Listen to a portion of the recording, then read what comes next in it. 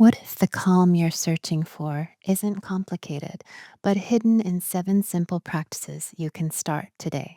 In this episode of Sea of Radiance, I share 7 foundational tools for calming the mind, settling into the body, and restoring harmony and coherence to your nervous system. Without apps, without supplements, or expensive programs, or trips to a spa in Bali. Modern life quietly trains us to live in a constant state of stimulation. Hours spent scrolling, overwhelming news cycles, noisy environments, and bodies held in chronic tension. The result of all this is a nervous system that rarely gets a chance to reset. In this episode, I expose the myth that peace of mind requires complex routines or dramatic lifestyle changes. I'll introduce you to simple yet powerful practices drawn from my work in feminine embodiment and sensuality. These are practical methods designed to restore calm, clarity, and presence in your daily life.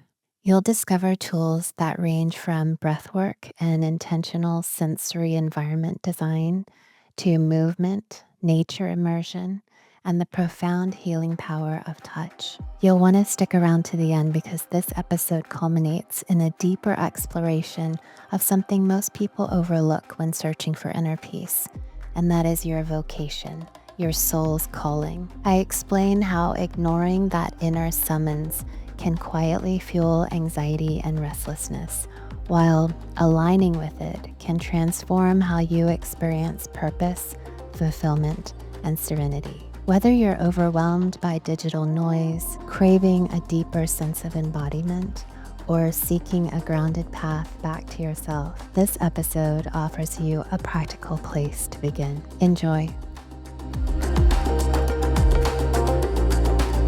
Hello and welcome to the Sea of Radiance.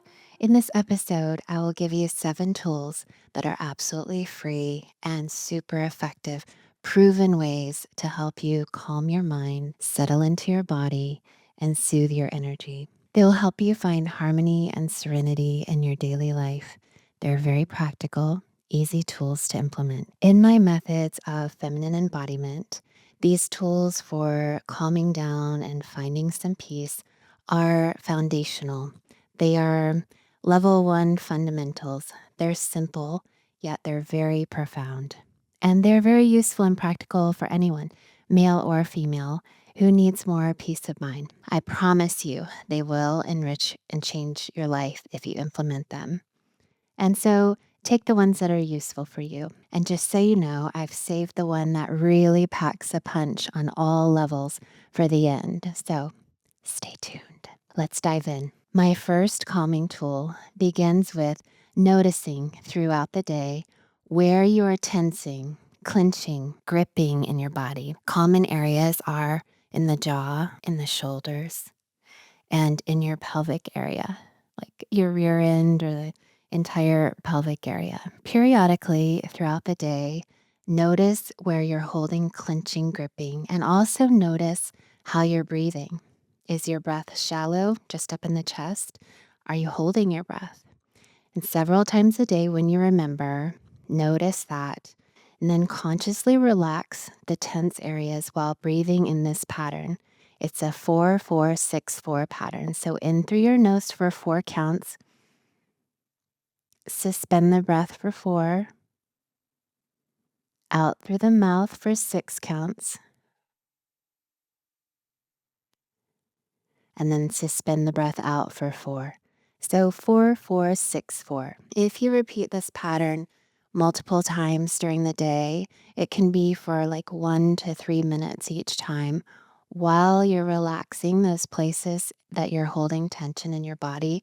You will really feel a difference in your level of calm and your presence. My second tool is to make some adjustments where you can to the sensory stimuli and the energetic vibes in your work and home environments. For example, if you have a roommate, family members, or coworkers with very different noise tolerances than you have, can you work out solutions around noise? So I personally love a quiet environment. And so we have balanced that in our household so that it's quiet enough for me to feel comfortable. How about the light levels? If you're sensitive to fluorescence or LEDs or overhead lights, can you use lamps or dimmers? At night, I actually use a red light bulb and or my blue blockers for reading, and that helps a lot for me. Then notice smells. For me, I'm very sensitive to plugins. Like they're highly toxic endocrine disruptors, and so I can't stand them. And it's funny because I burn copal and palo santo and sage all the time, and the smoke doesn't bother me. But I have to throw plugins like in a cabinet immediately.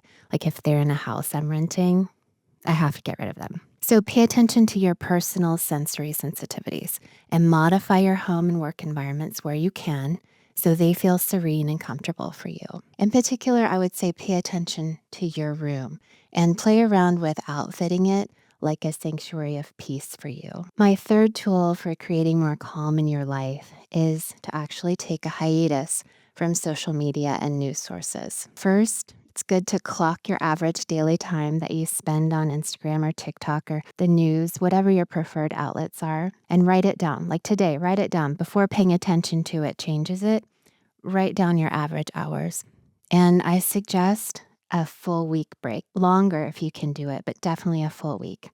You won't believe how much of your day vanishes into the media sphere. It takes a toll beyond just a time suck. Time on social and watching the news is a total energetic vampire too.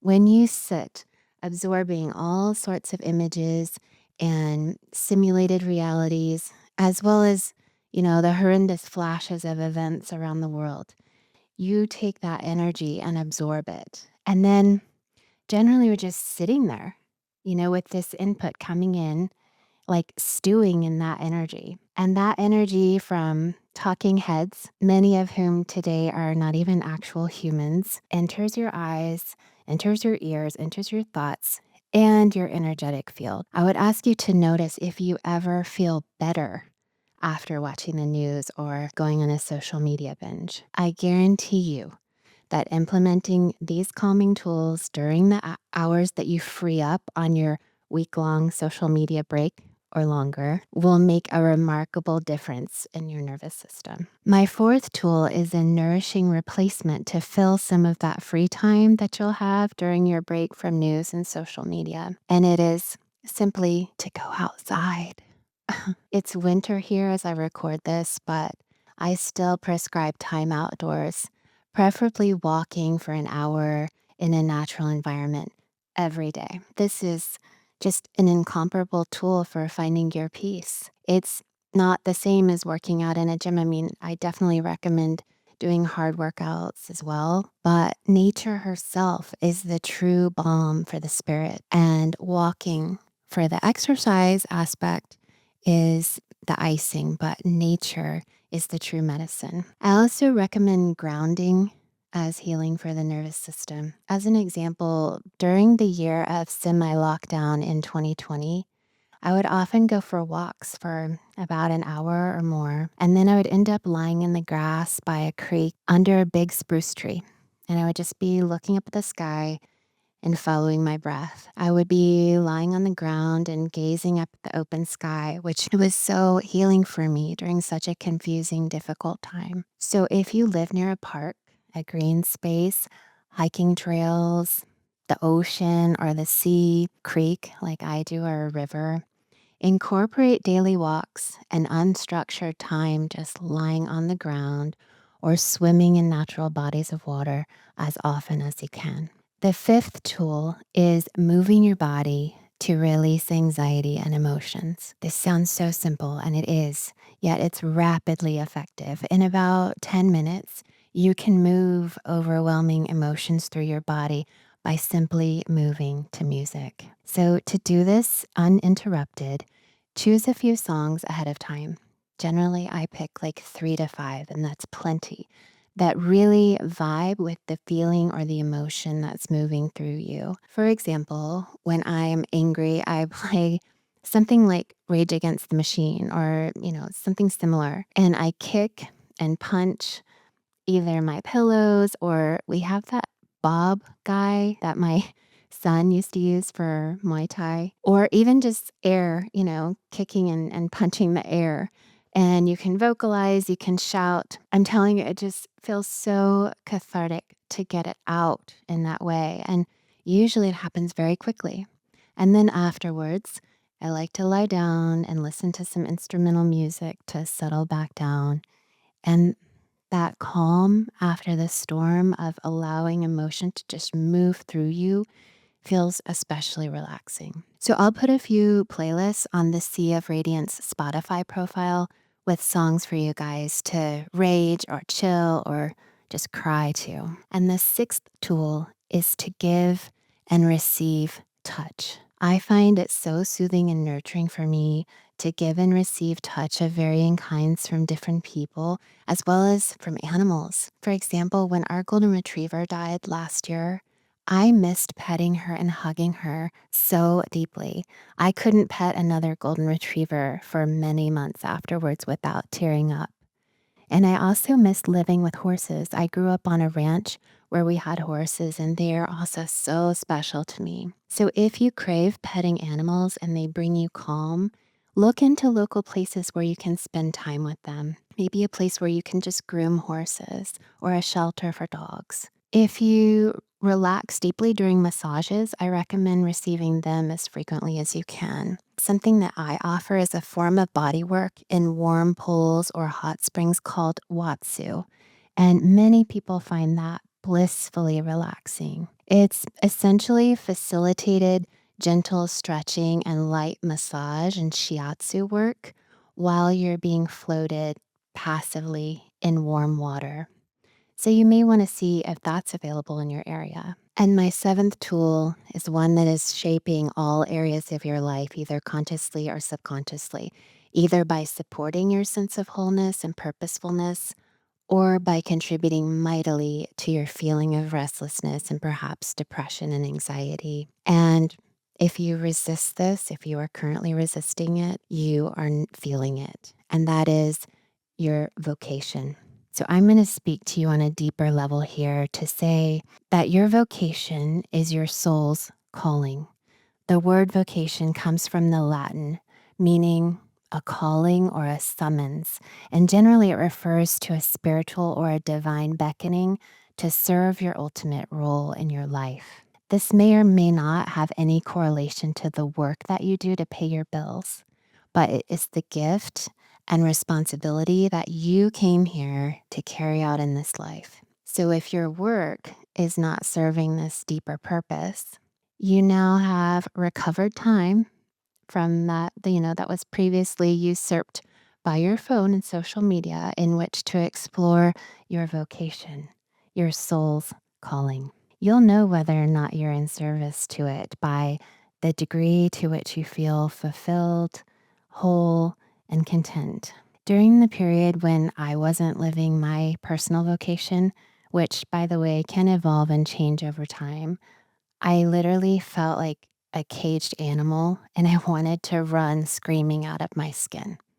I know that sounds dramatic because it is that urgent to move in the direction of your unique life's vocation. So that behind the scenes calling, it can get very loud and very demanding when you're not heeding it. One of the most gratifying aspects of my work, which is now aligned with my vocation, is helping people discover their unique calling and to see them begin to express and live it. So you can see how being ignorant of your vocation or resisting it consciously is undoubtedly contributing behind the scenes to existential and even tangible manifestations of uneasiness and anxiety, perhaps depression that you may be experiencing.